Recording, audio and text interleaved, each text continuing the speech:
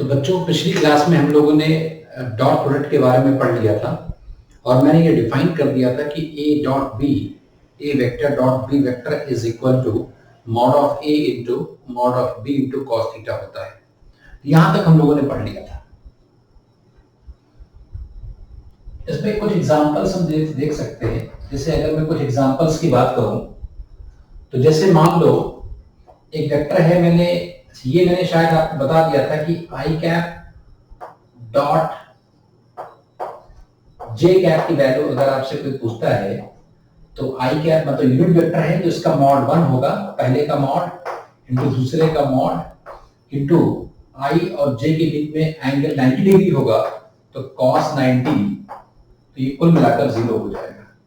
ऐसे ही अगर आई cap dot I cap की बात कोई करता है तो डेफिनेशन के हिसाब से क्या होगा, डेफिनेशन के हिसाब से आई कैप का मॉड 1 इंटू दूसरे आई कैप का मॉड 1 इंटू cos 0, ये भी 1 होगा तो इसकी वैल्यू 1 हो जाएगी।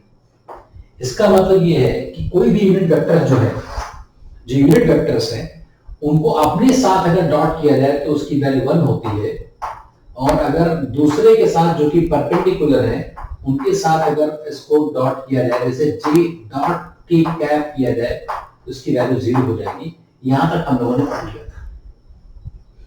अब इसको थोड़ा सा और अगर हम एलोबरेट करें और एक एग्जांपल लें, मान लेते हैं कि हमारे पास दो वेक्टर्स हैं।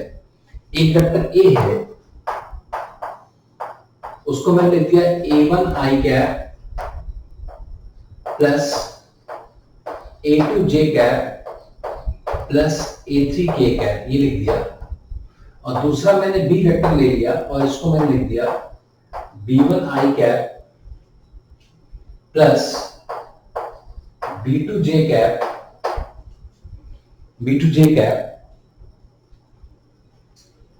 प्लस b3 k कैप, अगर ये लिख दिया मैंने। तो अगर ये लिख दिया जाए तो इसका डॉट किया जाए तो a डॉट भी अगर कोई कर रहा है तो जैसे डॉट हम पहले से ही करते आए हैं, हम लोग क्या करते हैं भाई, एक टर्म इस वाले ए का एक टर्म लेंगे, इसको पहले इससे करेंगे, फिर इससे करेंगे, फिर इससे डॉट करते हैं ना मल्टीप्लाई, फिर इसको लेंगे, फिर इसको भी बारी बारी से पहले इससे करेंगे, फिर इससे करेंगे, फिर इससे करेंगे। यही वाला तरीका इसमें भी करना है। तो अगर इन दोनों को मल्टीप्लाई किया जाए तो a1 b1 भाई इनके कोएफिशिएंट्स मल्टीप्लाई होते हैं, और उसके बाद i डॉट i1 हो गया।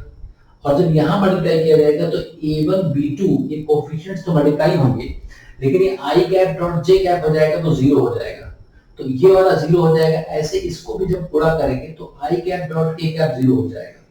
तो इस केस में सिर्फ हम ये कह सकते हैं ना कि अगर इस तरह से मल्टीप्लाई करना हो तो हमें सिर्फ जो सिमिलर यूनिट वेक्टर्स हैं, जैसे आई कैप का कोएफिशिएंट ऊपर जो लिखा है और आई कैप का कोएफिशिएंट नीचे जो लिखा है, इन दोनों को हम मल्टीप्लाई कर दें। ऐसे ही जे कैप का कोएफिशिएंट इनटू जे कैप का कोएफिशिएंट तो a2 b2 प्लस ऐसे के कैप का तो a3 b3।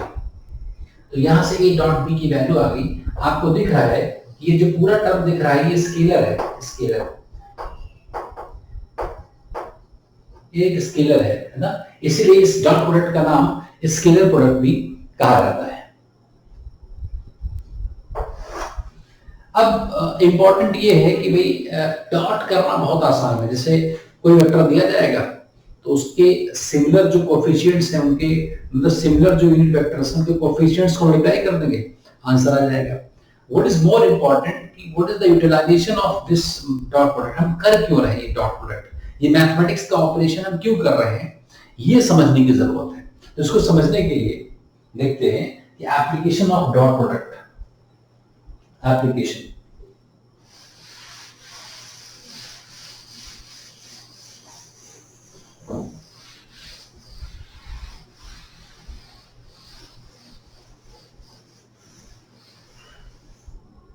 application of dot product।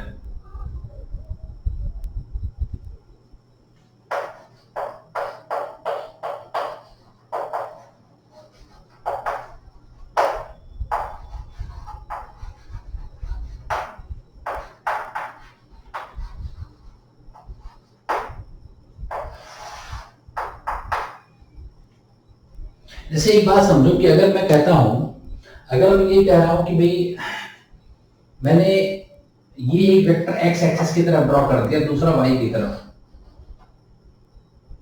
तो अगर ये एक वेक्टर है जो मान लो a1 i कैप है और ये मान लो b1 j कैप मान लो, तो आपको पता है कि परपेंडिकुलर है।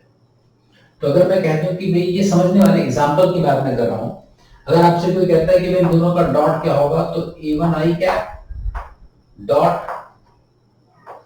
b1 j कैप, अगर इसको डॉट किया जाए तो ये 0 हो जाएगा क्योंकि परपेंडिकुलर है, तो cos 90 हो जाएगा। तो यहां से आपको दिख रहा है। लेकिन अगर हम इस तरह से बात करें कि मान लो हमारे पास एक वेक्टर है, let's say 2i cap plus 3j cap, 2i cap plus 3j cap, तो ऐसा कोई वेक्टर है, ऐसा मान लो इसको मैंने लिख दिया, ये वेक्टर है 2i cap plus 3j cap, ठीक है ना, ये वेक्टर है। और दूसरा वेक्टर है 3i cap minus 2j cap. इसमें क्या था, इस वेक्टर में क्या था, 2 यूनिट्स इधर आना था और 3 इधर जाना था। दूसरा जो वेक्टर है उसमें हम 3 इधर की तरफ जा रहे हैं, 3i cap minus 2j cap, यहां पीछे जा रहे हैं ऐसे। तो ये जो वेक्टर बना वो ऐसा बन गया, ये दूसरा वेक्टर है ऐसा, ये वेक्टर है। ये मान लो वेक्टर ए था, मान लो ये वेक्टर ए था, और ये जो है ये वेक्टर बी मैंने कह दिया, ये है 3i cap minus 2j cap, दो वेक्टर्स हैं। तो अगर ये डॉट हमें नहीं पता होता, अगर डॉट की वैल्यू डॉट निकालना नहीं आता और हमसे कहा जाता है कि भाई इनके बीच का एंगल पता करो, तो कैसे करते? तो काम ये करते कि भाई ये एंगल हम निकाल लेते, जैसे यहां पर हमने ड्रॉ किया था ना अभी, ये मान लो θ1 है, तो ये 3 यूनिट है, ये 2 यूनिट है, जैसे tan θ1 आ जाता। यहां से θ2 की बात करते तो ये 3 था और ये 2 था नीचे। तो अगर हम यहां से बात करते, मान लो मुझे कुछ नहीं पता डॉट वगैरह, तो हम क्या करते, इनके बीच का एंगल अगर निकालते तो tan θ1 कितना होता, tan θ1 आ जाता 3/2 दिया जाएगा, और tan θ2 कितना आएगा, ये आ जाएगा क्या, tan θ2 की वैल्यू क्या आ जाएगी, अगर हम साइन कन्वेंशन से यूज करें तो 2/-3 आ जाएगा। देखो मतलब ये क्लॉकवाइज में हम गए हैं तो एंटी क्लॉकवाइज में गए तो पॉजिटिव एंगल है, ये क्लॉकवाइज में है तो नेगेटिव एंगल है, तो इस तरह से। अब अगर मैं इनके बीच का एंगल निकालना चाहूं तो ये फार्मूला मैं अगर लिखना चाहता हूं तो ये फार्मूला क्या होगा, this is equal to tan a plus b होता है tan a प्लस tan b divided by 1 minus tan a tan b, tan a tan b,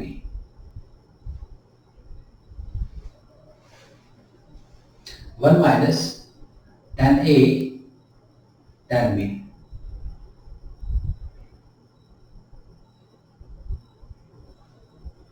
tan a मतलब tan θ1 इंटू tan θ2, ये करके देखते हैं तो ये कितना आ जाएगा।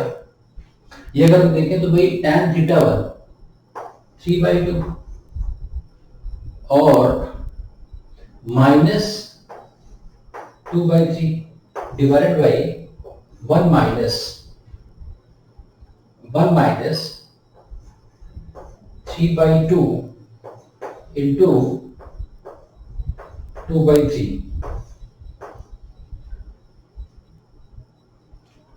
तो यहां पर अगर हम इसको प्लेस करें तो tan θ1 प्लस tan θ2, θ1 प्लस θ2 की वैल्यू अगर हम लिखेंगे ना, वैल्यू अगर लिख रहे हैं तो वैल्यू पे हमें इसमें ये माइनस लेने की जरूरत नहीं है, हम वैल्यू की बात कर रहे हैं, सिर्फ वैल्यू है ना, नहीं तो हमें यहाँ भी माइनस साइन यूज करना पड़ेगा, θ2 को नेगेटिव अगर लेंगे भाई, अगर मैं यहाँ मैं साइन कन्वेंशन से यूज कर रहा हूँ तो एंगल का सम अगर हम साइन में लिखेंगे तो θ1 एंटी क्लॉकवाइज है, θ2 क्लॉकवाइज है, तो यहाँ माइनस मुझे लिखना चाहिए। लेकिन मैं वैल्यू की अगर बात कर रहा हूँ तो ये मैं यूज नहीं करूंगा, सिर्फ वैल्यू की अगर बात कर रहे हैं, तो एंगल हमें निकालना है, सिर्फ वैल्यू की बात कर रहे हैं। तो इसमें क्या होगा कि अगर हम इसको सीधा लिखें तो यहाँ से ऊपर तो कुछ वैल्यू आएगी और नीचे क्या हो जाएगा, ये माइनस अभी नहीं होगा, मैं साइन कन्वेंशन है, सिर्फ वैल्यू की बात कर रहा हूँ। तो ये कितना हो जाएगा, 2/3, 3/2, तो 9/6 माइनस 4/6, 5/6 ऊपर आएगा और नीचे आ जाएगा 0। देखो तो इनफाइनाइट, ये नॉट डिफाइंड आ गया, इसका मतलब θ1 प्लस θ2 ये 90 डिग्री के इक्वल आ गया। तो अगर डॉट प्रोडक्ट हमें नहीं पता होता और हमें दो वेक्टर्स के बीच का एंगल निकालना होता तो ये सारी चीजें करनी होती, तो it seems very complicated. Confuse मत होना, यहाँ पर वैल्यूज को मैं सिर्फ ना एक वैल्यू के टर्म से बात कर रहा हूँ, अभी मैं क्लॉकवाइज एंटी क्लॉकवाइज जैसी कोई बात नहीं कर रहा हूँ, उसमें कोई घबराने की जरूरत नहीं है, अभी सिर्फ हम वैल्यूज की बात कर रहे हैं। तो अगर ऐसे दो वेक्टर्स आपको दिए जाए कि एक वेक्टर हो 2i प्लस 3j और दूसरा वेक्टर है 3i माइनस 2j, तो अगर उनके बीच का एंगल निकालना हो तो पुराना मेथड तो ये हिस्से में निकालना होता। अब इसको सब करने की जरूरत नहीं है, जैसे एक काम कर सकते हैं, मैं एक काम करने जा रहा हूँ, मैं ये काम करने जा रहा हूँ कि मैं ए को बी से डॉट करने जा रहा हूँ, तो डॉट करके मैं देखूंगा कितना आएगा, तो डॉट करूंगा तो 2i प्लस 3j, इसको मैं डॉट करने जा रहा हूँ 3i माइनस 2j। तो यहां से कोफिशिएंट्स को मल्टीप्लाई करेंगे तो 2 into 3 6 माइनस 6 से 0 आ गया ना। अच्छा, अगर दो वेक्टर्स का डॉट 0 है तो होना क्या चाहिए, होना ये चाहिए पहले का मॉड, क्योंकि 0 नहीं है कुछ ना कुछ है, इंटू दूसरे का मॉड इंटू cos थीटा बराबर 0 आ गया है। ये नॉन जीरो है, ये भी नॉन जीरो है, तो यही 0 होगा। तो इसका मतलब this implies that cos theta is 0, this implies that theta is 90 degree. तो पूरी कैलकुलेशन में मैं ये कहना चाहता हूं कि डॉट प्रोडक्ट अगर दो वेक्टर्स का हम डॉट करें और डॉट करने के बाद उसकी वैल्यू 0 हो जाए तो ऑटोमेटिकली ये प्रूव हो जाएगा कि दोनों वेक्टर्स परपेंडिकुलर है। इनमें सबको ऐसा करने की जरूरत नहीं है। तो कंक्लूजन इज कि when dot product of two vectors is 0, this means the two vectors are perpendicular to each other. तो देखो तुरंत होगा, यहां से ऐसे तुम्हें डायग्राम ड्रॉ करना पड़ेगा। तो इंपॉर्टेंट क्या है, तो एप्लीकेशन हमें मिल गया, पहला एप्लीकेशन हमें मिल गया कि we can use dot product to check perpendicularity. हम दो वेक्टर्स परपेंडिकुलर है कि नहीं है उनको चेक करने के लिए हम डॉट प्रोडक्ट को यूज कर सकते हैं। तो first application is to check perpendicularity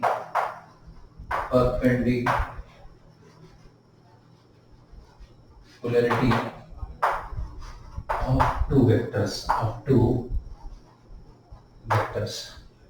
perpendicularity। इसका मतलब ये मैं कहना चाहता हूं कि if dot product of two vectors is 0, this implies vector A is perpendicular to vector B। अब देखो इसका another very good very important implication, बहुत इंपॉर्टेंट implication क्या है इसमें कि अगर हम बात कर रहे हैं कि मान लो जैसे अभी तक क्या था, जैसे मैंने मान लो एक वेक्टर मैंने दे दिया भाई तुम्हें 2i minus j plus k, और दूसरा वेक्टर मैंने दे दिया, एग्जांपल है हम लोग, ये तो एक बात हो गई कि ये दिस इज इंपॉर्टेंट पॉइंट है। दूसरा वेक्टर मैंने दे दिया is equal to i plus 2j plus 2j minus k। So this is let's write it as 2 minus 1,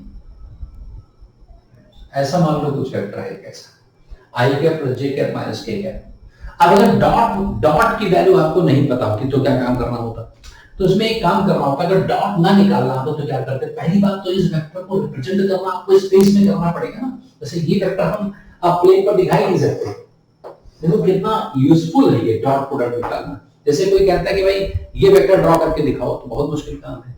I cap में 2 जाना है तो 2 में आ गया, मैं एक्स की तरफ 2 आ गया मान लो, फिर जे कैप की तरफ -1 जाना है तो नीचे आ गया, फिर के कैप की तरफ 1 आना है तो ऊपर हवा में आना पड़ेगा ना, हवा में ऐसे, तो दिखाऊंगा कैसे हवा में ऐसे बनता हुआ, अब तो हवा में वेक्टर है ना, ऐसा पड़ा हुआ ऐसा, तो बड़ा मुश्किल काम है। जैसे पहले तो कुछ दिख भी गया था जब तक प्लेन वाले थे, जब तक 2 ही कोफिशिएंट्स वाले वेक्टर्स थे तो हमने प्लेन में ड्रॉ भी कर लिया था, अब तो बड़ा मुश्किल है। ऐसा है दूसरा के ड्रॉ आई कैप मतलब एक्स की तरफ 1 जाना है, फिर जे कैप 1 जाना है, फिर माइनस के जब अंदर जाना है तो और मुश्किल काम है। जैसे हवा में कम से कम आ तो पाए थे बाहर की तरफ, अंदर की तरफ कैसे घुस जाएंगे, इस बोर्ड में कैसे घुस जाएंगे, ऐसे दिखाएंगे, ड्रॉ करना मुश्किल काम है। ये 3 डायमेंशनल चीजें, तो हमारा पूरी जो स्टडी है ना वो 2 डायमेंशनल में, और जो एग्जाम भी होगा वो भी पेन पेपर पर होगा, तो वो भी 2 डायमेंशनल चीजों पर होगा। तो 3D तो हमारे दिमाग में बनना चाहिए ना, तो या तो कोई इतना विजुअलाइजेशन तगड़ा हो कि वो इस वेक्टर को ड्रॉ कर ले, इतना सब करने की जरूरत नहीं है। Maths is a very good friend of us. उसने क्या किया कि बिल्कुल कुछ नहीं करना है, आप गाना गाते हुए कुछ और भी काम करते हुए आपको सिर्फ करना है क्या कि ए डॉट बी निकालना है।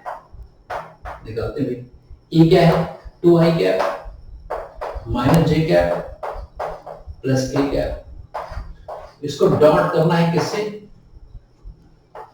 आई कैप प्लस जे कैप माइनस के कैप, कोफिशिएंट्स को मल्टीप्लाई करते हैं। आई कैप का कोफिशिएंट 2 है, यहाँ पर 1 है तो 2 आ गया, यहाँ पर -1 है, यहाँ +1 है तो -1 आ गया, यहाँ पर +1 है, यहाँ -1 है तो फिर -1 आ गया, तो 0 हो गया ना। इसका मतलब ये दोनों वेक्टर्स जो गिवन थे वो परपेंडिकुलर हो गए, is perpendicular.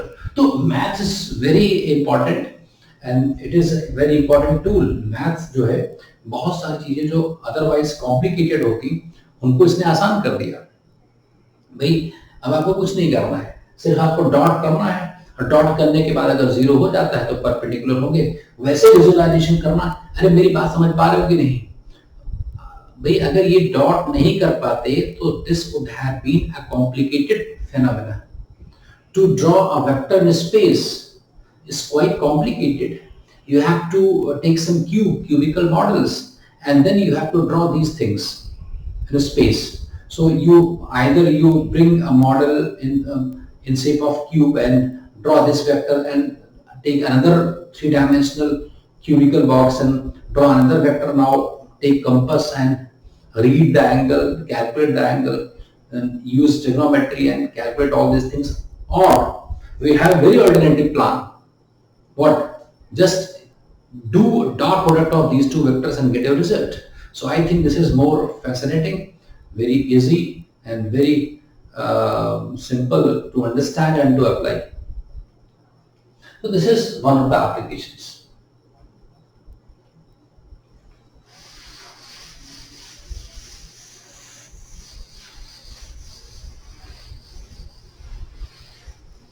Second application of dot product is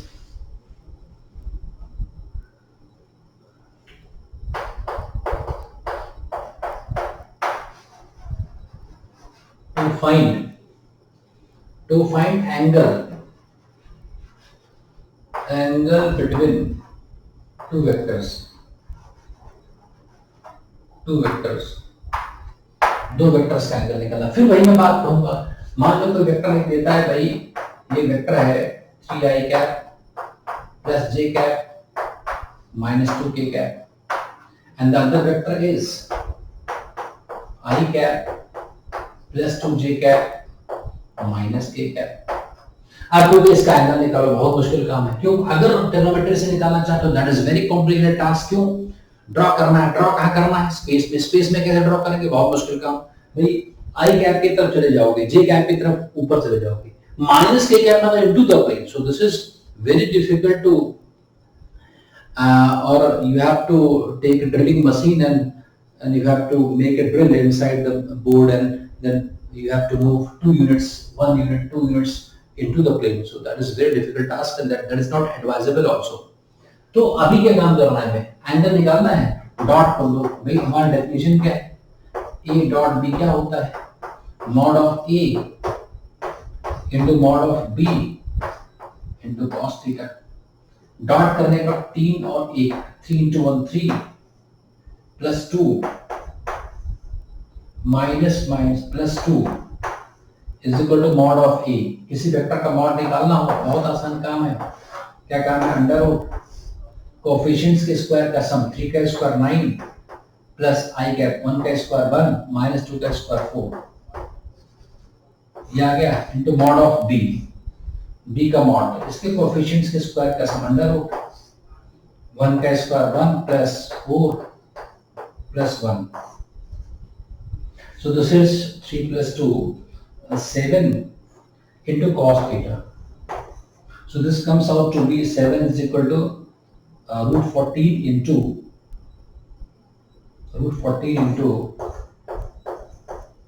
root of 6 into cos theta.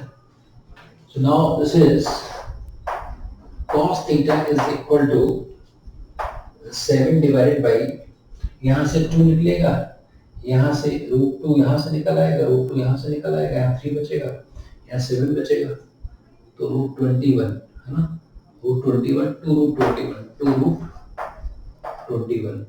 This is our answer. तो theta is cos inverse 7 by 2 under root 21, ये आंसर आ गया। अब ये आंसर देखो कितना आसानी से आ गया। सो this is how mathematics helps us in a very we have to be grateful to mathematics that by just applying dot product we are getting these results, otherwise drawing and getting results is quite complicated। तो यहाँ से आ गया, तो ये एक second application है जिसमें हम वैल्यूज को निकाल सकते हैं, बहुत आसान है। एक जनरल मैं नहीं लिख रहा हूँ, इसमें याद करने जैसे वाली कोई चीज नहीं है, सिंपल आपको समझना है और यूज कर देना है।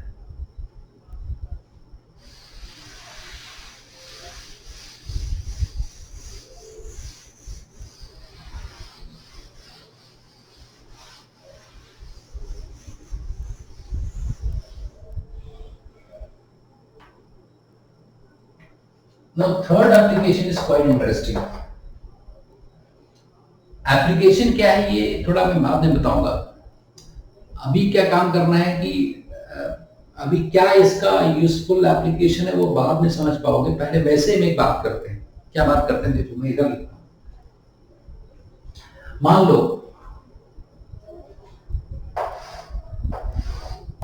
ये एक्स एक्सिस है, वाई एक्सिस है। मान लो भाई मैंने यहां पर एक वेक्टर ड्रॉ कर दिया 10 यूनिट्स का, और ये एंगल मान लो 37 डिग्री है।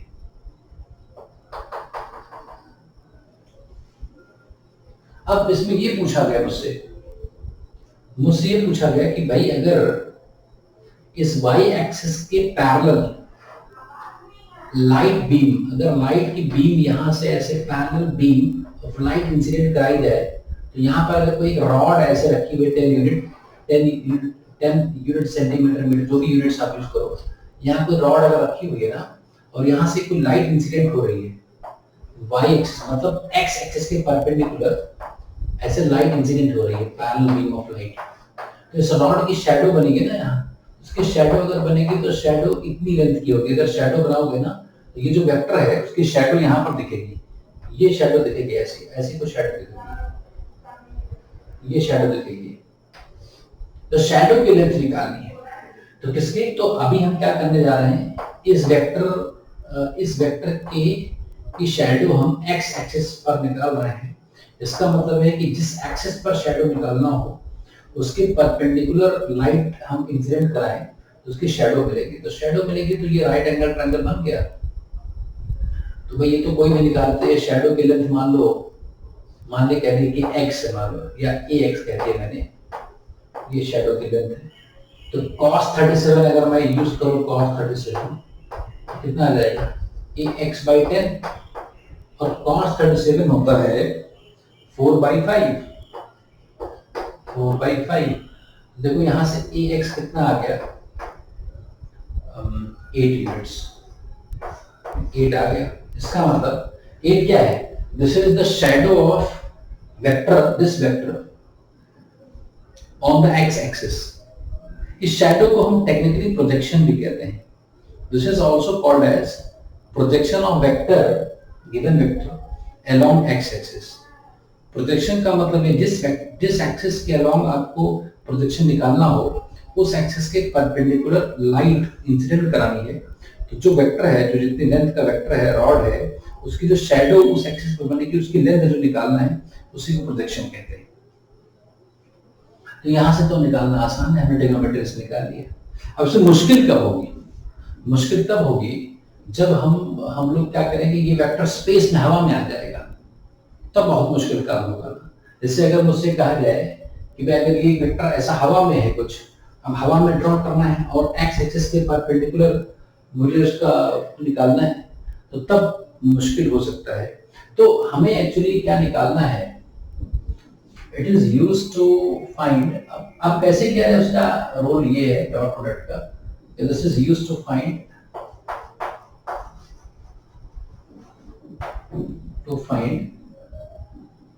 projection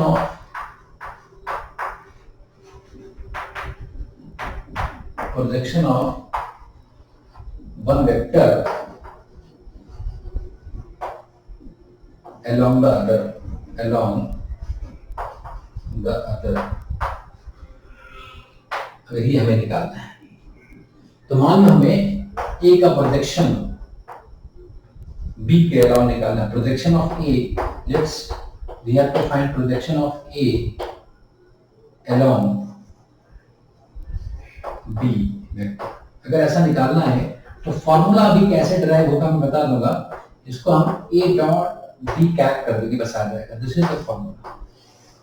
ये कैसे आता है नेक्स्ट वीडियो में हम लोग समझेंगे, और जो अभी इसके बाद ये वीडियो होगी जिसको मैं शेयर करूंगा, उस वीडियो में आपको इसका प्रोजेक्शन निकालना सिखाऊंगा। तब तक के लिए कुछ आप इसको सोचिए, फिर से वीडियो देखिए, और फिर इसके जो डाउट सेशन है वो भी नेक्स्ट कल सुबह या किसी टाइम पर मैं अनाउंस कर दूंगा। तो इसके डाउट्स हम पहले आप डिस्कस कर लेंगे। अभी क्वेश्चंस भी मैं आपको होमवर्क में देता हूं, जो क्वेश्चंस ट्राई करके रखना है। Thank you.